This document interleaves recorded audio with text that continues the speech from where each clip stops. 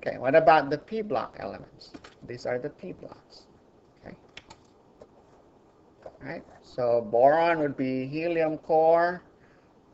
Okay, and then 2s, 2, and then 2p1. Okay. So you can expect aluminum would end up with 3p1, and then this is going to end up with 4p1. So this is all of these would end up with p1. Okay. The valence configuration would have the valence subshells would have 3 electrons total. 2s2, 2p1, that's 3, and that's part of the reason why. That's the reason why it's called group 3a. Okay.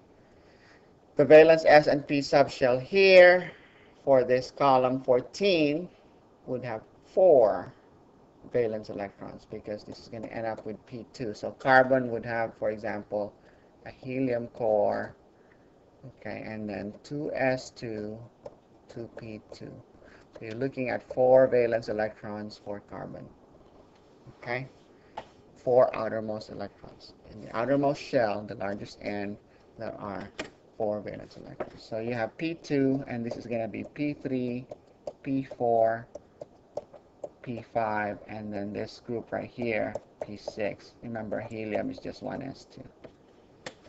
Okay, so that's how you come up with that's so that's the pattern in the electron configurations.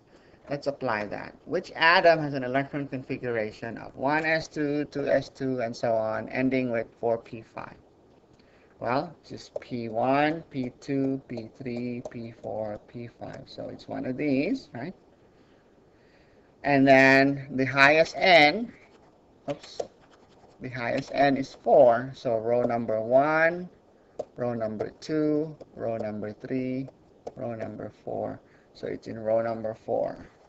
So what element is in row number 4 and has an electron configuration of 4p5? The answer would be bromine. Okay, if you want to write that completely, you would say it's got an argon core, the noble gas before it, and then followed by 4s.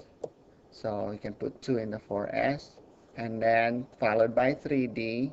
You can put 10 in the 3d subshell, and then 4p5. Okay, let's count the electrons there. Argon core has 18 electrons, plus 2 electrons in the 4s, plus 10 electrons in the 3d, plus 5 electrons in the 4p. That's 20, 30 plus 5, that's 35 electrons. Bromine has an atomic number of 35, has 35 electrons in a neutral atom.